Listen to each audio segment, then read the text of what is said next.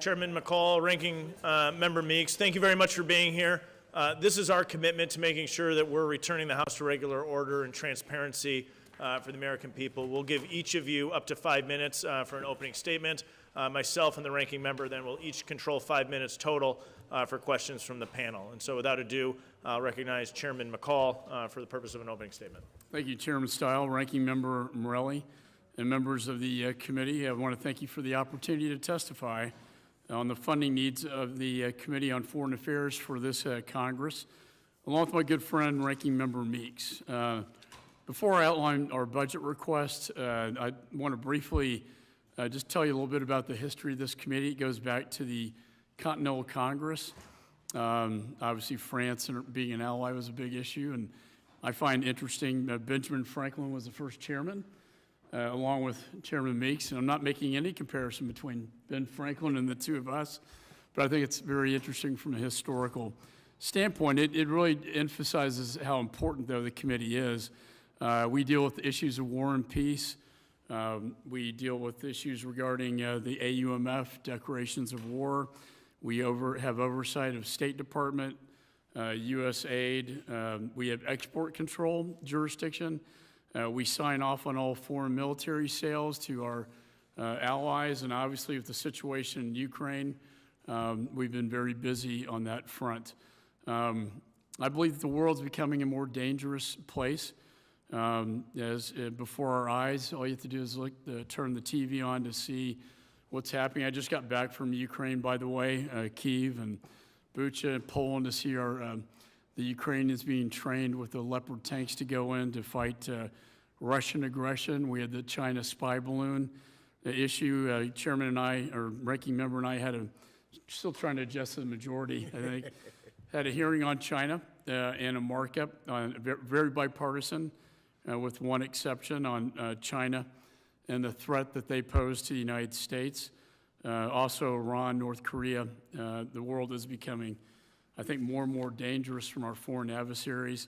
And we want to make sure America is safe. And we are the voice of foreign policy for the House of Representatives. We are respectfully requesting a 13% budget increase for this Congress. This increase is in large part due to the creation of a 7th subcommittee, the Oversight and Accountability Subcommittee, with the hiring of additional 4 staffers for the majority and 1 for the minority, including several attorneys. We want to make sure that taxpayer dollars are being spent wisely and identify where it's not.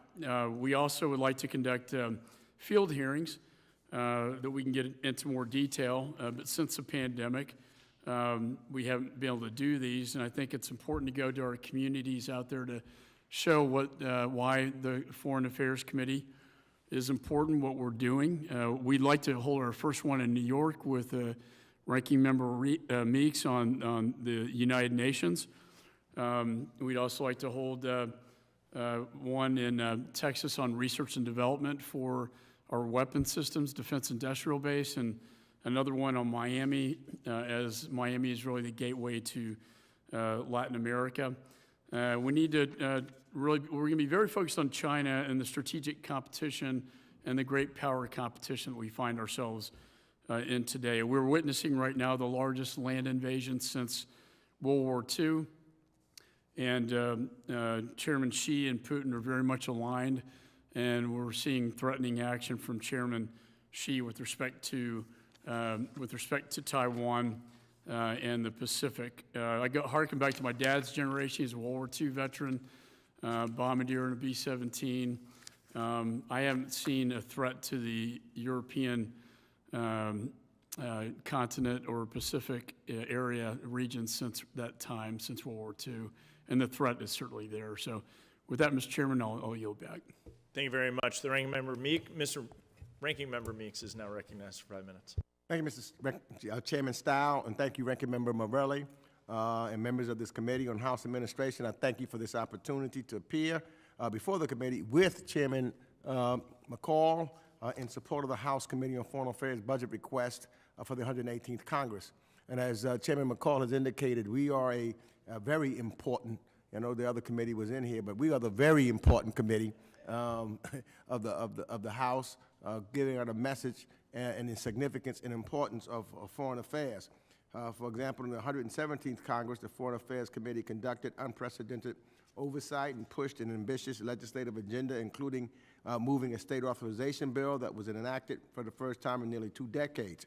And Chairman McCaul has expressed through the committee oversight plan and the budget request an intention to pursue a state authorization for this Congress, tremendously important, and an oversight agenda that includes adding a 7th subcommittee, as well as robust plans for field hearings, as we heard. And I look forward to this work and believe an increased budget would enable the staffing and supporting resources to maximize the quality and output of our efforts.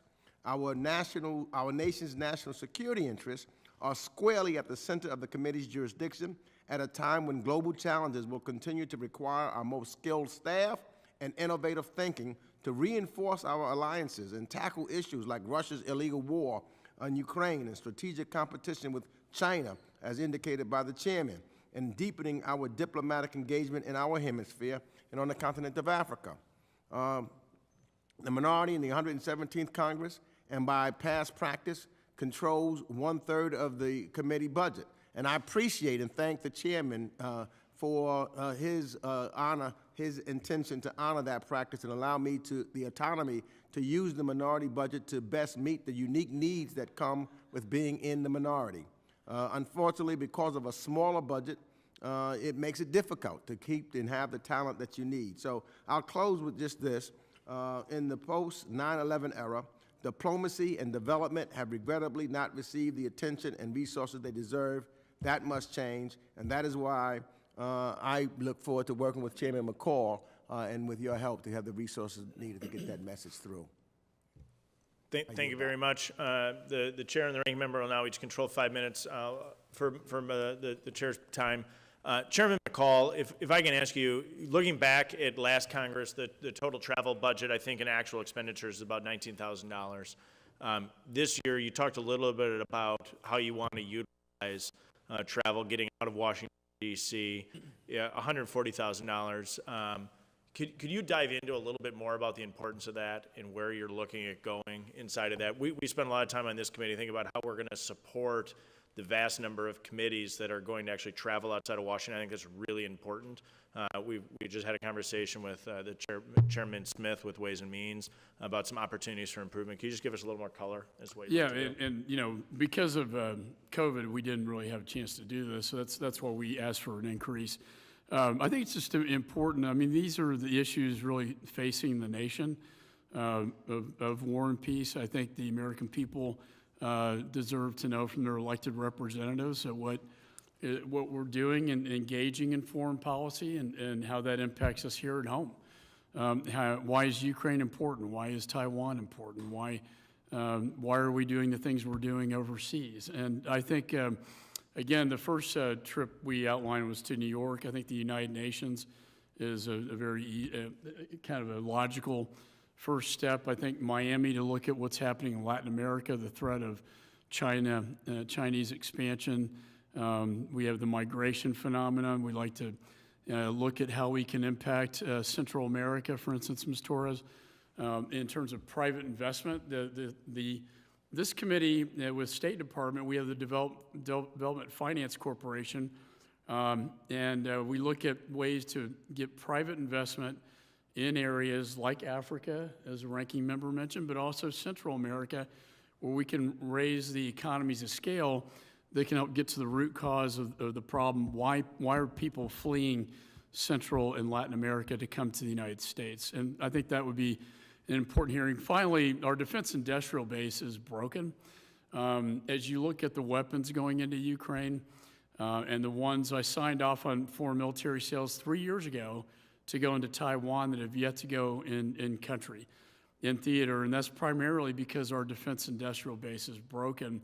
We want to have a hearing that deals with not only semiconductors with the CHIPS Act that we were able to pass bipartisanly, but I'll talk about how we can look at hypersonic weapons, how we can look at development of new weapon systems that this country needs if we're going to defend ourselves from these rising tide of threats that we see primarily from China, Russia, Iran, and North Korea.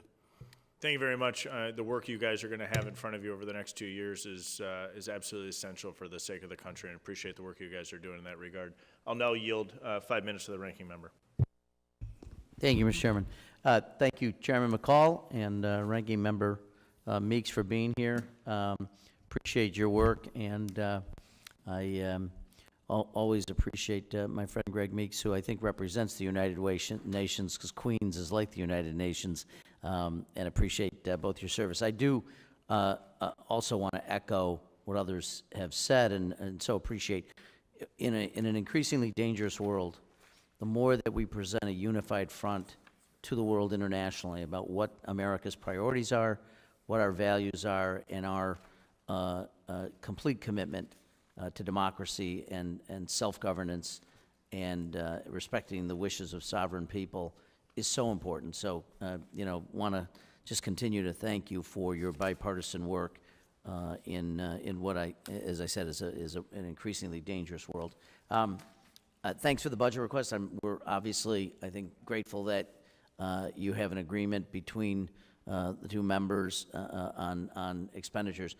In your submission, Mr. Chairman, you indicated that you didn't have any plans to change the self-determination of the minority in terms of spending their allocation. I just want to confirm that I understand that, and appreciate your willingness to continue to respect that. Sure. That division, and I gather we can rely on your commitment to do that. Of course, yeah. Yeah. Yes. And to the ranking member, you have confidence that that's continued to be the case and will continue to be the case? Yeah, no, Mr. McCaul, we not only as chair and ranking member this go and the reverse last time, we developed a friendship. And we work closely together to try to make sure we understand diplomacy and we understand that at home and abroad.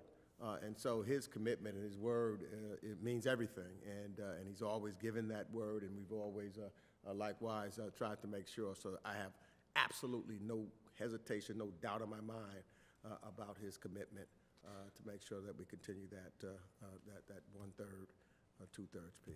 Thank you. I'm going to reserve and just... What you said was very important.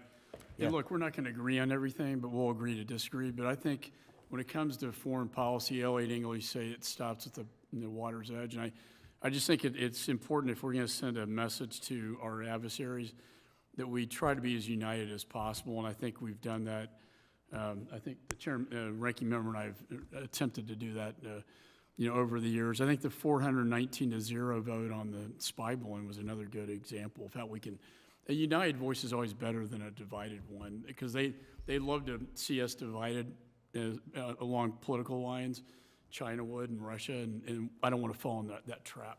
No, I completely agree. And I as you said, there's going to be differences between us. There'll be differences even within our own ranks. Each party has differences of opinion on how to do this, but ultimately, just recognizing the outside world, despite our differences, despite our challenges, we're unified in purpose about what the role of the United States is in the world and how we see the world order. So, Can I just say to that, because especially post 9/11, where diplomacy and development have regrettably not received the kind of attention and resources that I think that they deserve, and I believe that we're going to avoid wars and global threats, and we need to expand our soft power. That's what we do here, and increase America's competitiveness and global standing. And there's no committee, none, of greater importance to do that than HVAC. well, and I would just say, and I'm going to yield to my friend Ms. Torres. I also think that in a world where we need to communicate the complexity of international relations, that things that might not be immediately obvious to the average citizen is really important, and the two of you and the other members of the committee have a real responsibility to educate people about the real multidimensional elements of foreign policy and how to protect our interests even at times when there may be that people think there's a much simpler answer. So I appreciate that, and I do want to yield to Ms. Torres. Thank you. I just want to thank both of you for being the face of Congress abroad, and to ask that as you continue to travel abroad, that we really need to focus and bring more people to the table to talk about the issue of refugees. It's a global issue that we must work together globally to address. And the other thing, I want to thank you for hosting HDP and continuing to support HDP. And with that, I will yield back. Chairman McCaul, Ranking Member Meeks, thanks for being here today. This is our commitment to return to regular order. Your testimony is helpful for us as we go to mark up the budgets next week. Thank you both for being here, and have a wonderful afternoon. To members of the committee, I want to thank you for all the work over the last 2 days. I also want to insert and seek unanimous consent that the written testimonies of the chair, of Vice Chair Lukemeyer, as well as Ranking Member Velazquez of the Committee on Small Business, will be made part of the record due to the votes they were unable to attend today. And as I mentioned yesterday, conducting these hearings is one of the most impactful roles of the committee. I think the staff in particular did a spectacular job on both the majority and minority side and House administration to keep this moving, and so we applaud all of the hard work that went in by the full team